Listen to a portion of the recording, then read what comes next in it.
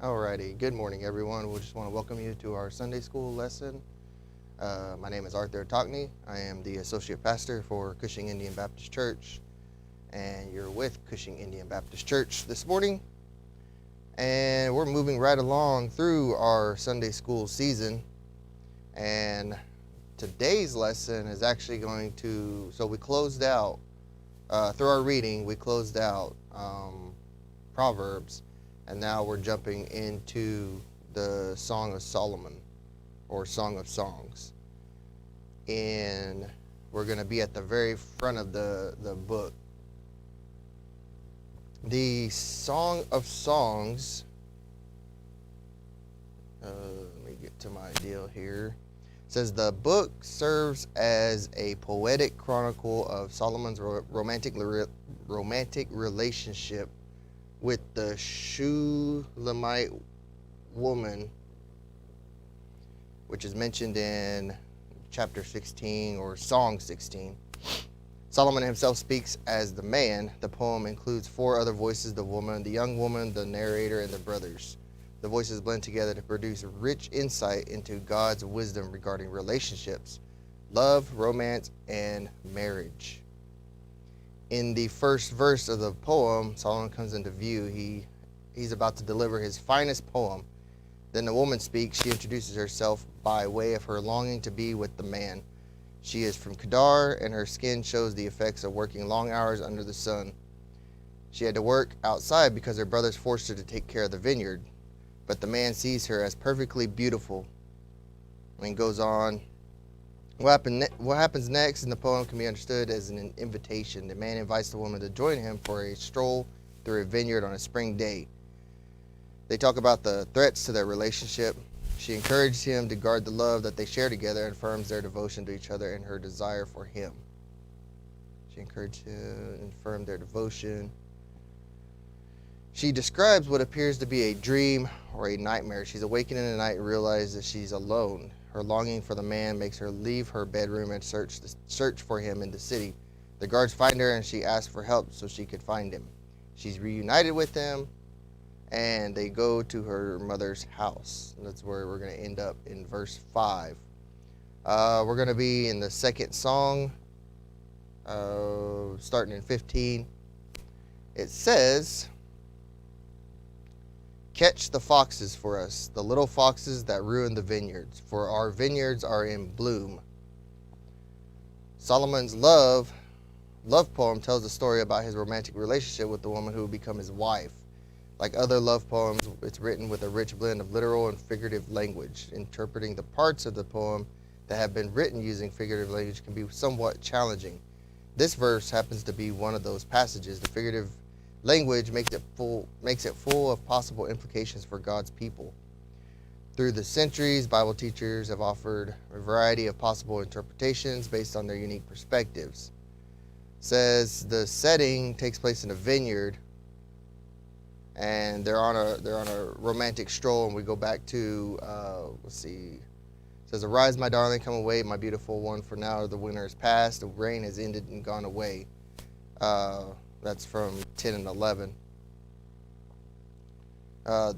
12 says, "The blossoms appear in the countryside. The time of singing has come, and the turtle dove's cooing is heard in our land." Talking about the vineyards and strolling through there and enjoying God's creation, paying attention to something that could destroy them, destroy the time and destroy the feeling, would be the ones who would tear up the vineyards. Foxes could torment vineyards. Little animals, they would sneak into the vineyard without anyone seeing them. Once they invade the vineyard, they would chew up the vines as well as the roots. The evidence of their destruction might have gone unnoticed for a while. By the time it became obvious, nothing could have been done to salvage the vineyard. For that reason, farmers stayed on guard and tried to catch the foxes before they had a chance to ruin their vineyards. Like little foxes that gnaw away at grapevines, tiny distractions in marriage can damage a relationship between a husband and wife. The distractions may appear harmless at first, Before long, however, the distractions damages the relationship. For example, wise couples know the value of spending time together. Foolish couples allow their time together to be compromised. Responsibilities at work, duties at church, and demands from other family members can put a distance between a husband and a wife. At first, the distraction doesn't appear to be doing harm. But the time away from each other takes a toll on the marriage. The emotional distance that's created by the lack of time together gnaws away at relationships. For that reason, wise couples strive to prioritize their time together.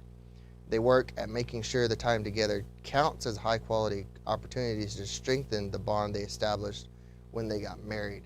And this is just one perspective, but what the author of the study is saying is that this can be interpreted like this is a warning. This is a foretelling of what can happen when we're not paying attention. And specifically here, Solomon is on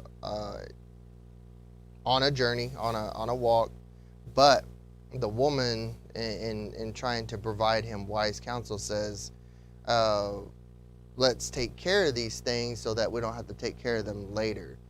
And in the same light, when relationships are experiencing any kind of turmoil or distractions, as the author put it, those need to be sorted out so that they don't become something later on. Little arguments, little things that get on each other's nerves and whatnot, while they might seem like they're nothing, may blow up into something more dramatic later on, which could lead to different things happening within the relationship. And it's not just like what the author had spoken about here. He pointed out three things. He said responsibilities at work, demands from other family members, and we might see where there could be a strain put on a relationship if that relationship has like significant others in the family that like cause demands, pull time and attention away from the relationship that's trying to for the bonding and all that type of stuff, to trying to strengthen it. But one of the things that we have to pay attention to, as especially us ministers and ministers' wives, is our duties for church, our duties for the people, our duties for our congregants, our members, our other ones who might need our services. For instance, those people seeking out the services of the church, whether they're needing counseling or needing help financially, food, that type of stuff. Devoting that time can take away from our other time with our family and with our loved ones. And that's what it's saying here, is that even though they might not seem like they're a big deal, we have to pay attention to make sure that they're not hurting our relationship. Now, there's times that we have to, and ministers' families know this, there's times that we have to respond, but we have to make sure that everything is good at home. I always like this one scene in this movie. It's called Act of Valor, and it's before they're getting ready to do their mission. I think it's the leader. I don't know if he's a leader or whatever, but he's trying to talk to his comrades, his buddies there, and they're hanging out together. But he's saying to them, make sure everything's good at home so that we can focus on the mission at hand. And that's the same way that God wants us. He's trying to tell us right here. It's about relationships, and it's about those stronger or more unique, intimate relationships. But it's with everything. Make sure that those relationships are good so that you can go out and do the work for the Lord and for the church. And the question here is, what steps do you take so you can guard the relationships in your life? Well, for one, you need to spend time with your family. You need to spend time with those people that are important to you. And maybe you don't have a family that's living at home with you, right? Maybe you're single, maybe you're um, not in a committed relationship and all that type of stuff, but you still have people that are important to you, that count on you, and that have that relationship with you, right? So you want to make sure that those relationships are strong. Make sure that they're um, um, good, so that you can go out and do what you're supposed to do. That might be brothers, that might be sisters, that might be friends. You may be part of a group that goes out every so often. Well, you need to make sure that you are getting stuff done at work so that you can spend time with them. Also, that you need to spend time with them when you say you're going to spend time with them, and not do something else and break those relationships, break those commitments. In verse 16 it says, "My love is mine and I am his. He feeds among the lilies." Notice how delicate, or how dedicated the soon-to-be husband and wife are to each other. Their devotion to one another shines through their declaration that she belongs to him and he belongs to her. By declaring their mutual devotion, she affirms the depth of love God intends for couples to enjoy in marriage. The man and woman in this poem present a living snapshot of the way that love in a marriage expresses itself through mutual submission. However, this verse doesn't provide the helpful instruction for believers on how to put the principle of mutual submission into practice in marriage, but also in other relationships as well. For that reason, we're grateful for Paul's instruction about nurturing a healthy marriage relationship that centers on Christ. His letter to the Colossian believers sheds light on the need for the Christ-centered marriages to grow stronger through mutual submission. He mentions that in Colossians chapter 3, verses 18 and 19. And let's go ahead and just flip over there real quick and see what exactly he is talking about.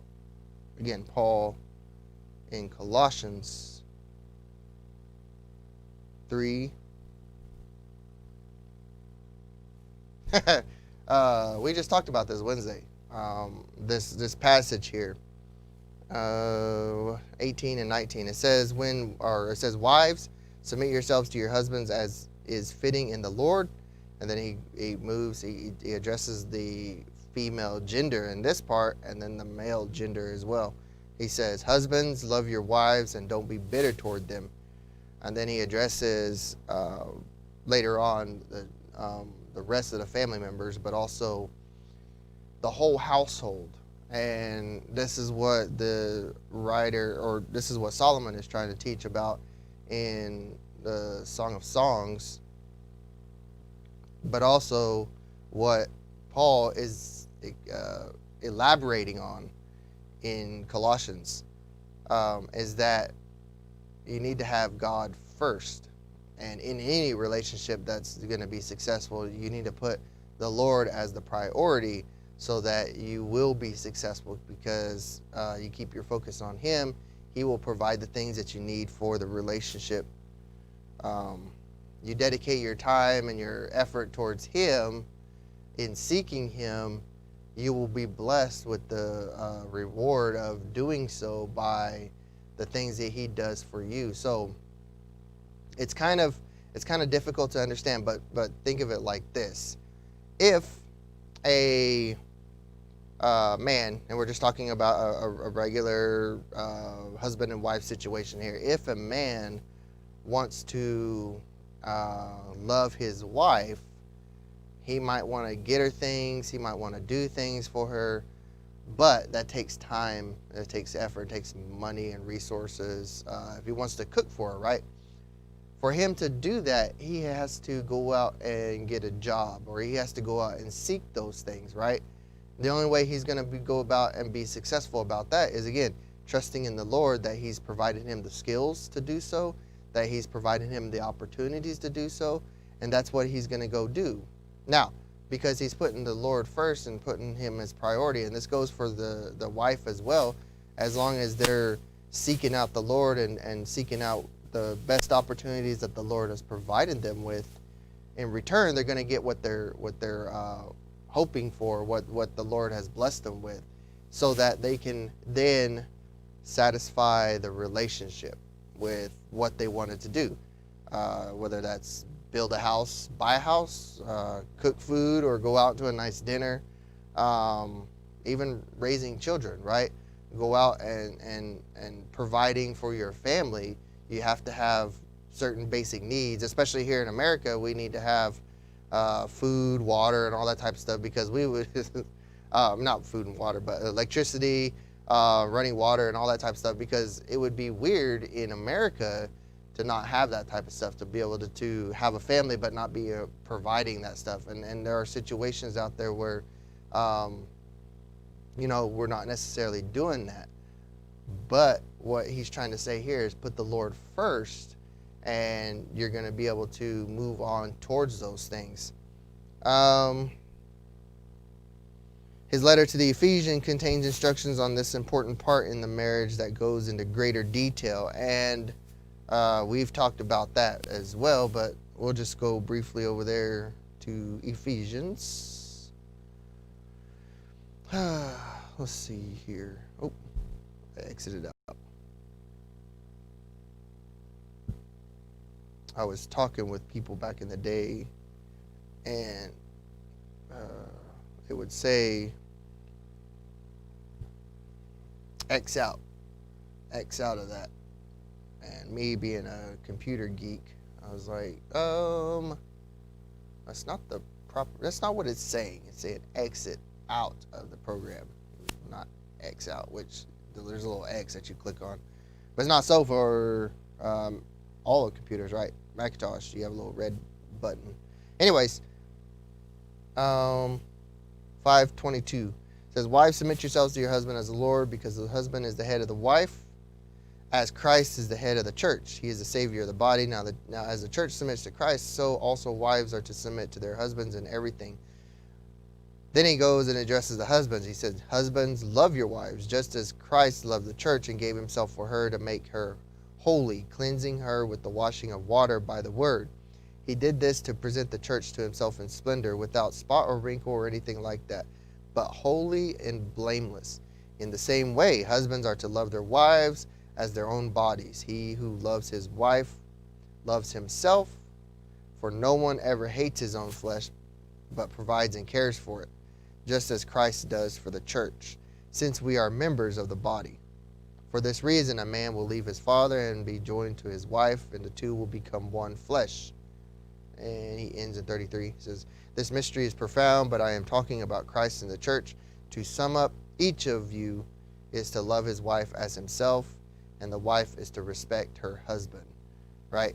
There's a mutual respect there, but again, focusing on the Lord, focusing on God and what he's provided us with, to be able to care and to be able to be a part of that relationship, right? We put God first. He's gonna put people in our lives that we might end up being in a relationship with, and because of that, as long as we seek him for jobs, for opportunities, for things that we might not ever see for ourselves, as long as we continue to pursue him, he will provide for our family and provide for our relationship. He'll provide the time, right?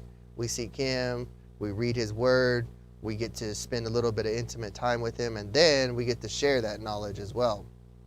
We get to say, hey, did you read this part? And it creates time, right? Because everyone wants to spend time with the Bible. Everybody wants to enjoy God's word and be able to be enlightened by it. That creates time as well.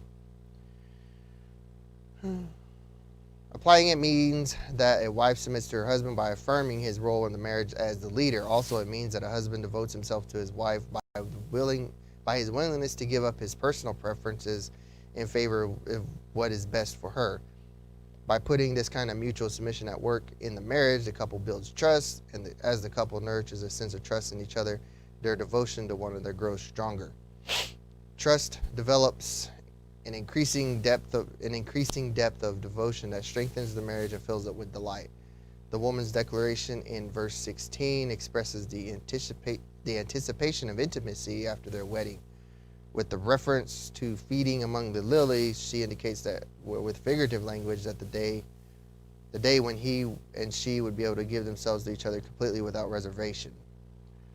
In verse 17, back to Song of Songs, Song 2. It says, until the day breaks and the shadows flee, turn around, my love, and be like a gazelle or a young stag on the divided mountains. The woman goes on to describe how their intimacy would be expressed after they are married. Her description shows their trust in one another and devotion to each other exclusively. It reveals the blessing of intimacy that develops in a relationship between a husband and wife who submit themselves to each other in marriage. And the author is going on and he's talking about that respect and that that being able to devote time and devote energy into the relationship is going to create a sense of importance and a feeling within that relationship, within that the what do you call it? The relationship of marriage. What the author is trying to say here is that there's a time when there will be the husband and wife will be able to express themselves, and it's not just talking about maybe some things exclusively, and that's what it's talking about here. Some things that are only meant for marriage, but those feelings as well, those deep thoughts that we can share with our loved ones, with husbands and wives, know exactly what I'm talking about here. Is you can share anything without boundary, not only physically but also emotionally and intellectually. There are things in a marriage that are pretty much indescribable because you have to be inside of one to be able to experience it, and that's what Solomon is trying to share with us here, is that a marriage is good, and those things are good, and to be able to move through those things, that's a good thing.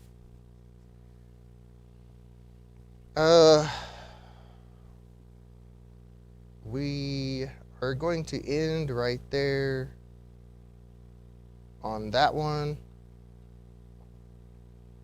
Let's see here. The short little study on the Song of Songs at the tail end of this season doesn't get into a whole lot of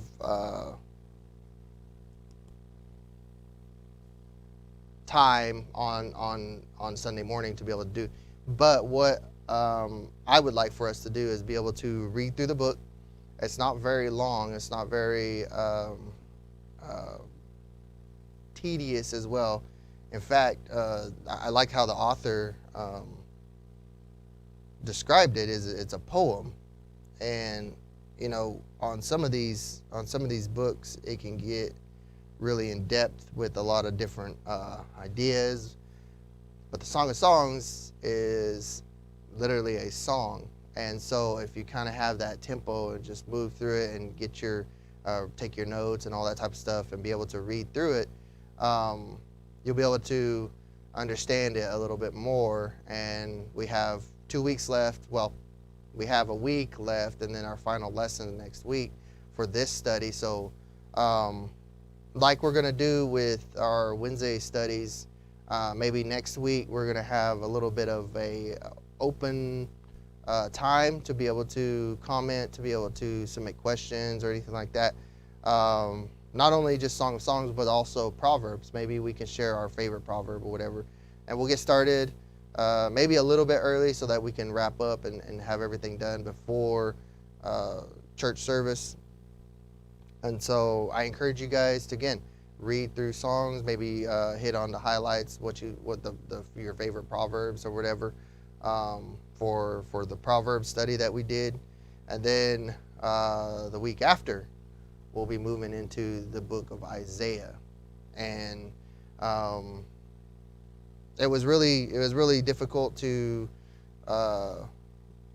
move through Proverbs in a kind of and stay along without getting too far into each proverb. I feel can be studied on for a good 30 minutes, 45 minutes.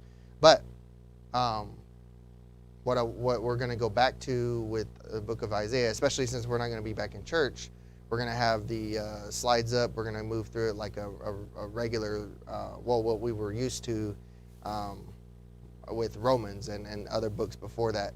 So we're going to get back to that style. So make sure that you're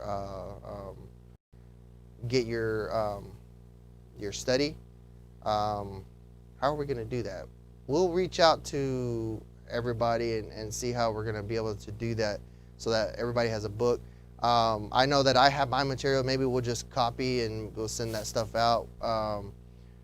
Maybe we have to get like a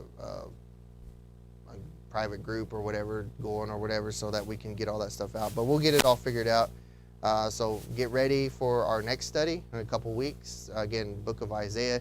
You want to go ahead and jump in there while you're studying this and maybe look at some highlights, get some commentary about Isaiah so that you maybe feel a little bit more involved in the discussion. But if you need to order one, if you want to go ahead and order one for your phone, which you're probably watching on right now, you can do that. It's Lifeway, I think. I don't know, I got an email from it, but Lifeway, Explore the Bible, and then Fall 2020, and that's the book of Isaiah. And so we're going to be live here again in a few minutes, almost 30 minutes to be exact. So,